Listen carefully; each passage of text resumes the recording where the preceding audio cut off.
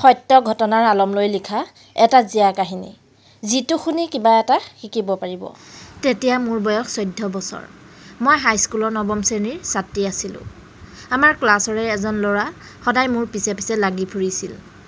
আনকি মোৰ লগৰ কেইজনীৰ হাতত মোলৈ কিছুমান চিঠি দিছিল, যিবোৰত আছিল তাৰ প্ৰেমৰ প্ৰস্তাৱ।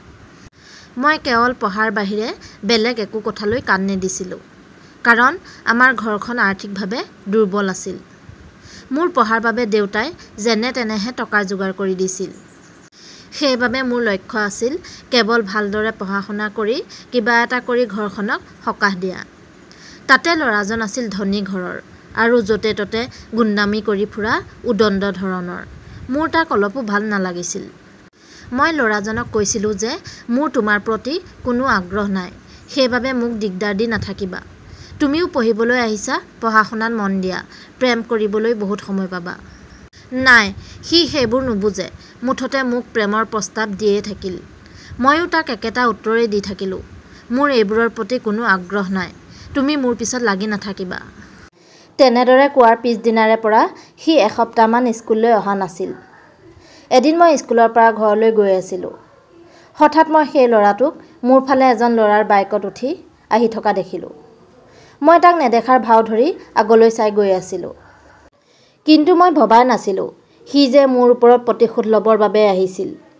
সি আগৰ পৰাই প্লেন কৰি অহা মতে বটলত ভৰাই অনা এখিনি এচিড মোৰ মুখৰ ফালে ছটিয়াই তাৰ পৰা আঁতৰি গ'ল।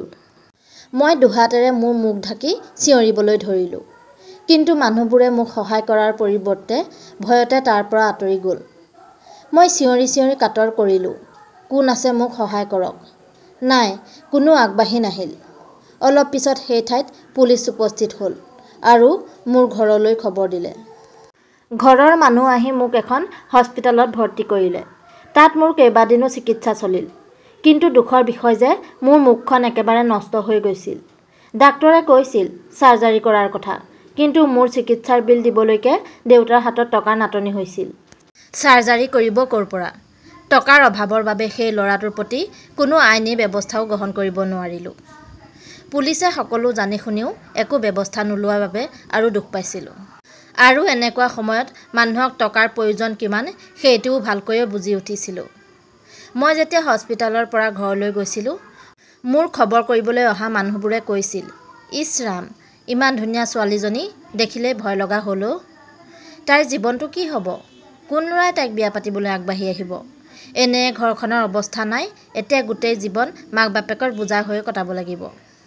তাৰ মাজতে কিছুমানে মোৰ চৰিত্ৰকো দোষ দি কৈছিল, চৰিত্ৰ বেয়া চাগে, ল'ৰা ভাল পাই তাক ঠগিলে, সেইবাবে চাগে তাইৰ লগত এনেকুৱা কৰিলে। এই কথাবোৰ যেতিয়া মোৰ কাণত পৰিছিলহি, তেতিয়া মই আইনাৰ আগত ৰৈ নিজকে চাইছিলোঁ। আৰু তেতিয়া মোৰ বৰ দুখ লাগিছিল। এনেকুৱা লাগিছিল যেন মই আত্মহত্যা কৰিম। ঘৰৰ মানুহতকৈও ওচৰ চুবুৰীয়াৰহে যেন মোৰ বাবে বেছি চিন্তা হৈছিল। মানুহবোৰে মোক দেখি ফিচিঙা ফিচিঙি কৰিছিল, সেইবাবে মই ঘৰৰ পৰা ওলোৱা বন্ধ কৰি দিছিলোঁ। ভিতৰতেই সোমাই সোমাই মই চিন্তা কৰিলোঁ, নাই, মই এইদৰে থাকিলে নহ'ব। যিবোৰ মানুহে মোক আজি হাঁহিছে, সেইবোৰক মই দেখুৱাই দিব লাগিব মই যে কাৰো বোজা নহয়। মোৰ কুৎসিত চেহেৰাটো মোৰ জীৱনৰ হেঙাৰ হ'ব নোৱাৰে, আৰু মই তাকো দেখুৱাই দিম মই কি কৰিব নোৱাৰোঁ, যিটোৱে মোক এচিড ঢালি মোৰ জীৱনটো ধ্বংসৰ ফালে ঠেলি দিলে। এয়াই আৰম্ভণি। মই মোৰ মন বান্ধি ল'লোঁ জীৱনত যে মই কিবা এটা কৰি দেখুৱাম। মই যিহেতু তেতিয়া 10ম শ্ৰেণীলৈ উত্তীৰ্ণ হৈছিলোঁ, সেই বছৰটো মই ঘৰত থাকিয়েই পঢ়ি পৰীক্ষা দিলোঁ আৰু HSLC পৰীক্ষা দিবৰ বাবে বাছনি হ'লোঁ। মই দিন-ৰাতি একাকাৰ কৰি খুব মনোযোগেৰে পঢ়াত লাগিলোঁ। এই ক্ষেত্ৰত প্ৰতিটো ক্ষণতে মা-দেউতাই মোক সাহস দিছিল। লগতে মোক বিদ্যালয়ৰ শিক্ষক-শিক্ষয়িত্ৰীসকলেও যিমান পাৰে সহায় কৰিছিল। এদিন মই HSLC পৰীক্ষা দিলোঁ আৰু মই আটাইকেইটা বিষয়তে লেটাৰ লৈ সুখ্যাতিৰে উত্তীৰ্ণ হৈ গোটেই অঞ্চলটোৰে লগতে বিদ্যালয়লৈও সুনাম কঢ়িয়াই আনিবলৈ সক্ষম হ'লোঁ। যিদিনা পৰীক্ষাৰ ৰিজাল্ট ওলাইছিল, সেইদিনা মোক ঘৰৰ বোজা বুলি হঁহা আমাৰ গাঁৱৰ মানুহবোৰো উবুৰি খাই পৰিছিল। মোৰ সিহঁতক ক'বলৈ মন গৈছিল, মোৰ এই সফলতাৰ আঁৰত আপোনালোকেই আছে, কাৰণ আপোনালোকৰ দুখ লগা মন্তব্য আৰু মোক প্ৰতিটো খোজতে কৰা তিৰস্কাৰৰ বাবেহে হয়তো মই ইমানখিনি আগবাঢ়ি যোৱাৰ মনোবল গোটাব পাৰিলোঁ। কিন্তু মই তেওঁলোকক একো নক'লোঁ। মই জানিছিলোঁ এয়া মোৰ সফলতাৰ আৰম্ভণিহে। মই এতিয়াও সম্পূৰ্ণভাৱে সফল হোৱা নাই। ইয়াৰ পিছৰ পৰ্যায় মোৰ বাবে হয়তো আৰু কঠিন হৈ পৰিব। কাৰণ মোৰ এই কুৎসিত মুখখন লৈ কলেজলৈ কেনেকৈ যাম সেই লাজ আৰু ভয়ে ভিতৰি ভিতৰি মোক খুলি খুলি খাইছিল।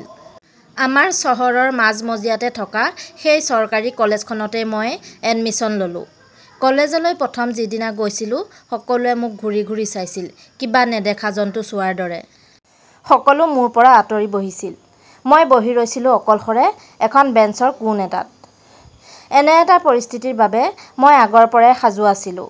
সেইবাবেই হয়তো মোৰ এইবোৰ একেবাৰেই আচহুৱা যেন নালাগিছিল। মই আগৰ দৰেই পঢ়াত মন দিলোঁ আৰু ভবামতেই ফলো পালোঁ। মই পঢ়াত চোকা হোৱা বাবে মোৰ লগৰ দুই এজনে লাহে লাহে মোৰ লগত বন্ধুত্ব স্থাপন কৰিবলৈ লৈছিল। মোৰ মন আছিল পুলিচত যোগদান কৰি সমাজৰ আৱৰ্জনাবোৰ আঁতৰ কৰা আৰু দোষীক শাস্তি দি মোৰ লগত যি হ'ল আন কাৰোৰে লগত যাতে নহয় তাৰ ব্যৱস্থা কৰা। পঢ়া শেষ কৰি মই এদিন নিজৰ সামৰ্থ্যৰে পুলিচত যোগদান কৰিলোঁ। অৱশ্যে চাকৰিৰ ক্ষেত্ৰতো মোৰ মুখখনৰ বাবে কিছুমান বাধা আহিছিল। তথাপিও মই হাৰি নগলোঁ। যুঁজ দি দি মই অৱশেষত চাকৰিটো ল'বলৈ সক্ষম হ'লোঁ। এতিয়া মোৰ ওচৰত সকলো আছে। অলপ দিনৰ আগতে মোৰ মুখৰ চাৰ্জাৰী কৰা হ'ল আৰু মই দেখাত আগতকৈও ধুনীয়া হৈ পৰিলোঁ। মা-দেউতাৰ আগৰ দুখ আঁতৰি জীৱনটো সুখেৰে ভৰি পৰিল। মোক বুজা বুলি ভবাসকলে নিজৰ সমস্যা লৈ মোৰ ভৰিত পৰিব লগা হ'ল। বিয়া হৈ গিৰিয়েকৰ কিলভুকু খাই মাকৰ ঘৰলৈ ঘূৰি অহা ছোৱালীকেইজনীয়ে মোক দেখিলেই লাজতেই সিহঁতৰ মুখ লুকুওৱা হ'ল। সেইবাবে কওঁ যে কাৰোবাৰ কথা শুনি আমি থমকি ৰ'ব নালাগে। বৰঞ্চ তেনেকুৱা মানুহক জীৱনত সফল হৈ দেখুৱাই দিব লাগে। মানুহৰ জীৱনত ঘাত প্ৰতিঘাত থাকেই, কিন্তু তাৰ মাজেৰেই পাৰ হৈ আমি নিজৰ জীৱনটো ভালকৈ গঢ় দিব লাগিব। কাৰোবাৰ কথা শুনি থমকি ৰ'লে আমি জীৱনত একোৱেই কৰিব নোৱাৰিম। প্ৰিয় শ্ৰোতাসকল, আজিলৈ কাহিনীটো ইমানতে সামৰিছোঁ। সম্পূৰ্ণকৈ শুনাৰ বাবে আপোনালোকলৈ বহুত বহুত ধন্যবাদ জনালোঁ।